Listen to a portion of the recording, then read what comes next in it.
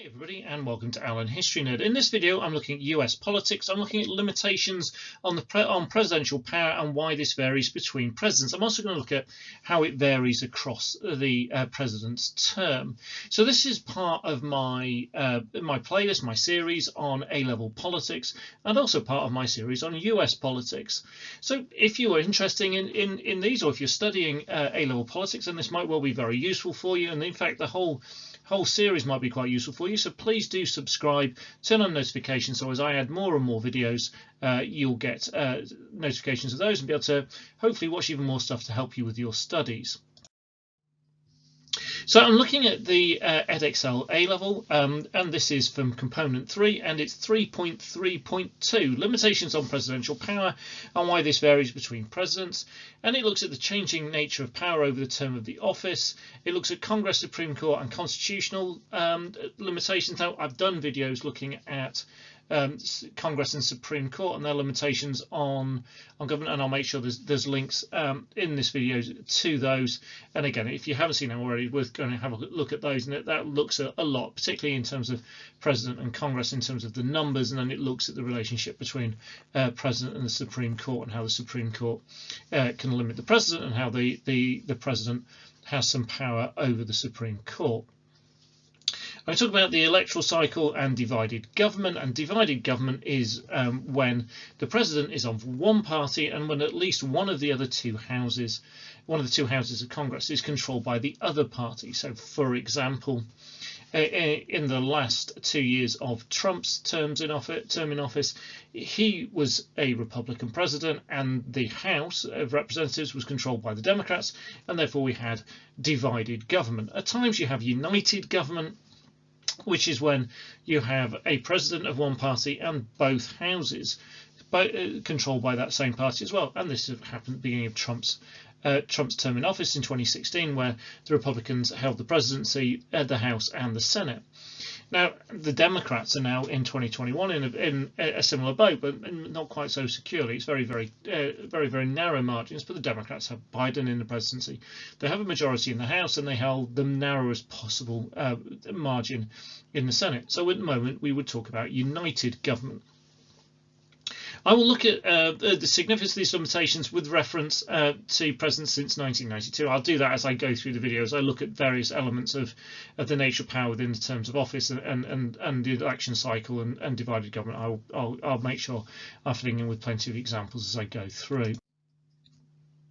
So the changing nature of power over their term. So in this first bit, I'm going to have a look at the beginning of their term.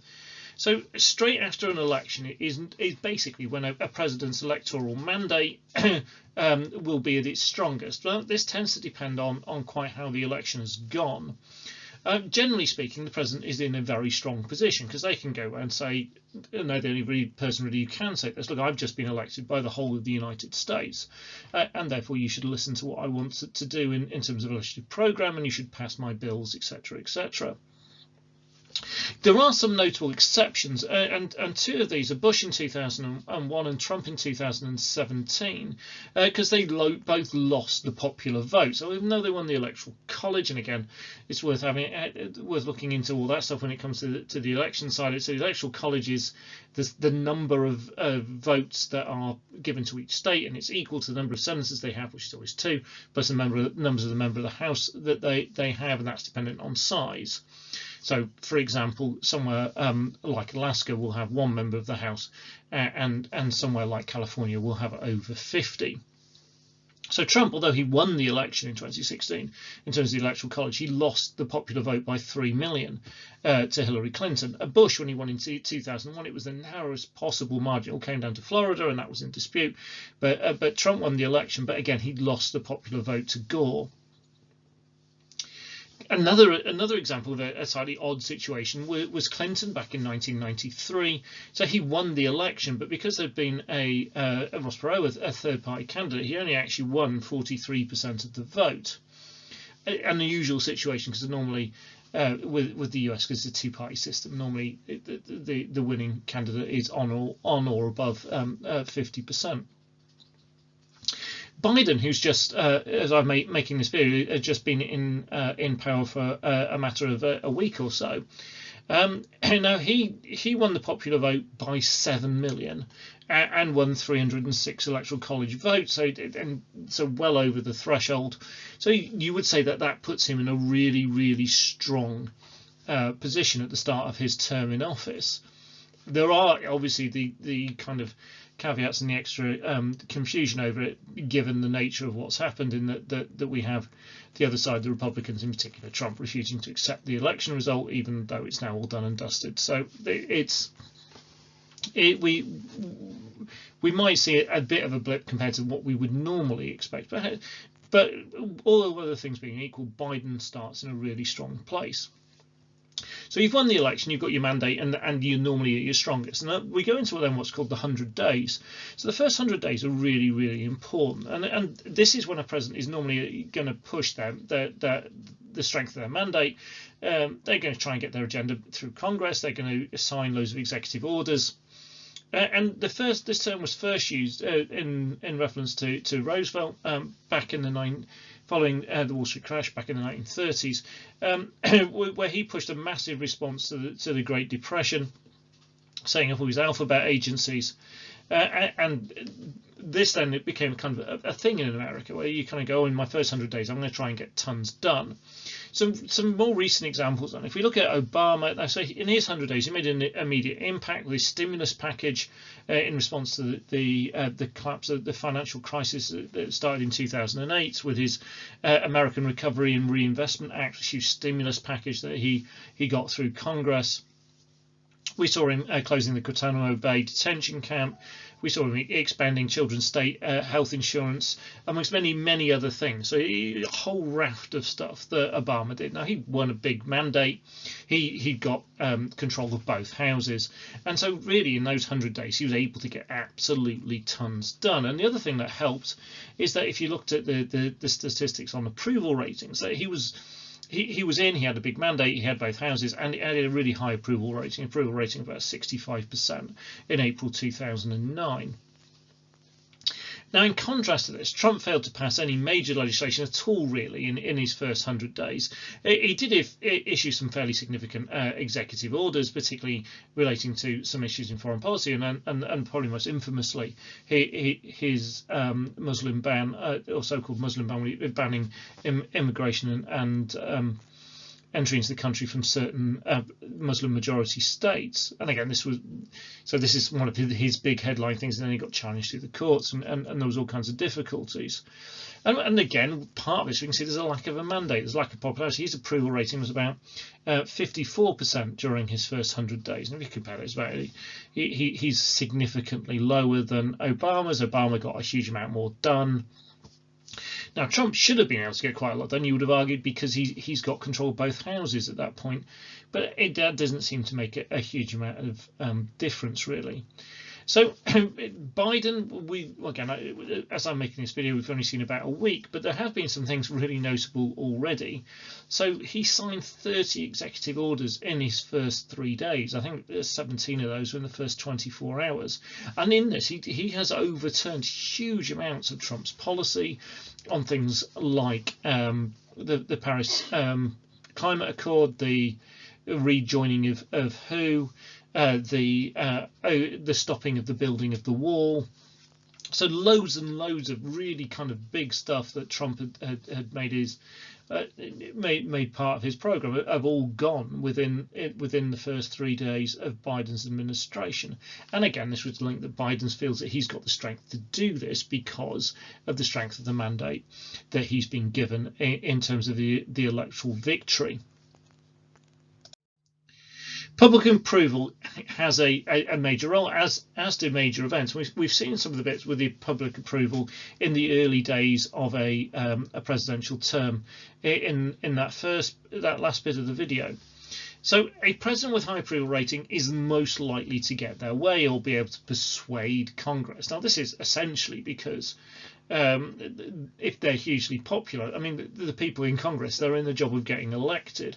So standing against somebody who's popular, whether they're of your party or of the other party, if they've got a policy and the American people like it, well, do you want to try and block it if you're then going to go and try and get elected?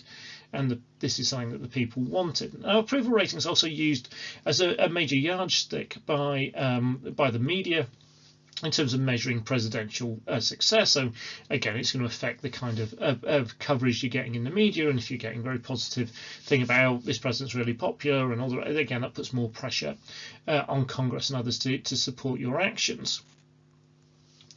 Now, sometimes at moments of major events or crises can have a massive impact on this. We've seen this with a number of things, whether it's wars with the first Bush presidency, or with terrorist actions during Clinton's time, but in particular, probably the best example is under George W. Bush following the 9/11 attacks, where his approval rating, which hadn't been hugely high, I think it'd been around 50-odd%, suddenly shot to over 90%, and then it stayed really high for a very sustained period of time. And the reason given for this was his real strong performance in this time of crisis, and this brought about a kind of huge feeling of national unity, and therefore people unified behind the president, and therefore they approved of what he was doing. And this helped Bush get his program not only on his counter-terror messages, but also on things like education. He helped him get this stuff through Congress, even though the numbers in Congress weren't in his favour. Another time when approval ratings seem to have played a key role was in 1999, where Clinton was being impeached. And his high approval ratings being so high convinced a lot of senators, in particular the Democrat ones, that convicting him would be a bad idea, because you don't want to be a Democrat senator convicting a Democrat president who's really popular with the American people, because it's going to damage your own chances of re-election. Now, Trump's approval rating has been very low. I mean, it's been as low as about 36% in his final days. And this is largely down to his inability to deal with the crises of the time, notably the COVID crisis, but also his role in a crisis of the time, which was the attack on the Capitol on the 6th of January. The other big thing that's been developing over the period that you're asked to look at, going all the way back to 92 really, is this growingly wide gap in approval ratings of presidents amongst their own voters and amongst voters of the other party. So you'll see this, and often people talk about a Marmite effect or playing to your base and things like that, where Trump often was massively popular with Republicans and would score very highly, but was enormously, hugely unpopular with all Democrats, and so would get an incredibly low rating from them. And this is part of the highly partisan politics at the moment, and it makes it difficult. So do you look at trying to be a moderate to win a high overall approval rating, or are you more worried about actually pleasing those who vote for you? And that does pose some interesting issues for American politics at the moment, and tends to overall pull approval ratings down, because people who vote the other way just don't like you, and therefore other things start to become less significant. There are some key moments during a presidential term which can really affect their effectiveness and their popularity. So the president's party, so if you've got a Democrat president, then the Democrats, if you've got a Republican president, and the Republicans tend to lose seats in midterms. This can result in them losing both or one of the two houses of Congress. Happened to Trump in 2018, where he lost the House of Representatives, or the Republicans lost the House of Representatives, and this massively restricted his ability to pass legislation and even to pass his own budget, and we had the 35-day shutdown. The fact that the Republicans, however, kept the Senate meant that Trump, for example, could appoint Amy Coney Barrett to the Supreme Court in his final months in office, whilst the Democrats who had lost the Senate during the term of Obama meant that Obama was unable to appoint Merrick Garland to the Supreme Court late on in his term in office. A president towards the end of their term, especially towards the end of the second term, and particularly in a moment where they become what is known as a lame duck. So this is the bit where essentially the elections happened, everyone knows you've lost, but you've got to stay in office from that point in November through till the 20th of January. I mean, we've seen one of the weirdest periods of a lame duck ever, actually, with the end of Trump. So they tend to, around this time, towards the end of their term, and particularly in that lame duck period, they tend to see a big drop in their popularity. It's almost impossible for them to pass legislation. And if we look at second terms as a whole, George W. Bush had an approval rating of just 37% average in his second term, whilst his average was 62% in his first term. And he faced a hostile Congress, particularly after 2006 and loss of midterms. And so in that Bush, in the stuff that he achieved it generally early on, and in that second half of in particular of his second term, he wasn't really achieving any of the stuff that he wanted to do. All of this emphasises the importance of a president kind of getting out of the blocks really quickly and getting as much done in those first 100 days as possible, because when you hit midterm, then if the numbers are in your favour, they're likely to not be in your favour for much longer. If the numbers aren't great, they're likely to get worse. And so that momentum you have at the beginning of your term in office is really important in terms of American presidency. Now, the election cycle and divided government, these play an important part. What I'm going to use in here is some stuff from the Bipartisan Policy Centre, and these are known as support scores. And this is kind of the percentage of bills that pass on the House and Senate floor based on a kind of firm public support for that bill by the president. It's limited in a way because it doesn't measure how important the bills are. It doesn't measure bills that don't reach the floor of both houses, but it does give an indication of how successful a president is in getting stuff done. So as I've said earlier, early in the first term, especially if they have a united government, so you have control of both houses, then you tend to have a really kind of successful period of a president's term in office. So Obama in 2009 and 2010 had these incredibly high support scores of 96.7% and 85.8%. Clinton in 93 and 94 had 86.4% in both years. So they are Democrat presidents with a Democrat House and a Democrat Senate going, I want to do this, and everybody cracking on. I mean, you might say it's a bit weird, but not 100%, but they do well.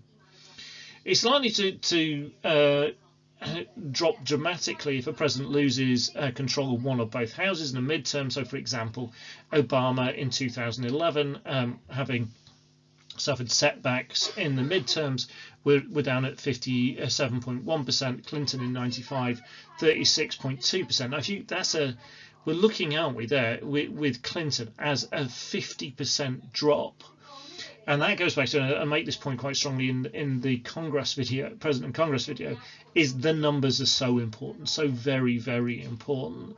So Clinton doesn't suddenly stop having powers of persuasion. He doesn't become a different person. He doesn't start having wildly different policies.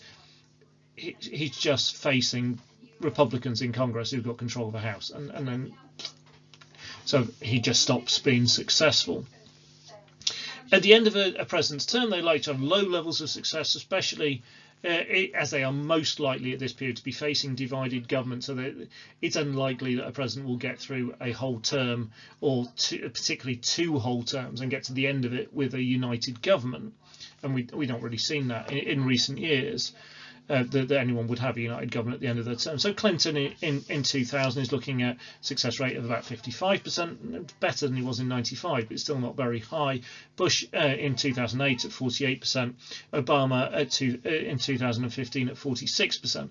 And sometimes they can be slightly artificially high because the president's just, there's no point in trying to get stuff done that's got no hope. So the stuff that they just know they got no hope at all, they're not backing, and they're not trying in a way to do. Now, the one bit of data that really stands out of this has been particularly remarkable. That is George W. Bush in 2002, where he had a success rate of 88%, despite the fact that he faced a divided government.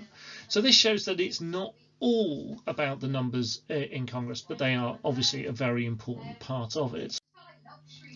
I hope that's been really helpful for you, and if it has, please hit the like button. If you have any questions, queries or comments, then please leave those in the comment bit below. And then the other part, obviously, if you are studying this or interested in this, I'm doing a massive amount of videos on all parts of A-level politics, and this, I think this is video 130 of that series, and there will be more to come. So worth subscribing, turning on notifications to pick up more things as they go through. And if you've only just found me, worth going back through my playlist and having a look at the other stuff, and there should be bits to help you with all the other bits of your courses. There's also some lots and lots of A-level history videos on there as well, which hopefully be well worth you looking at.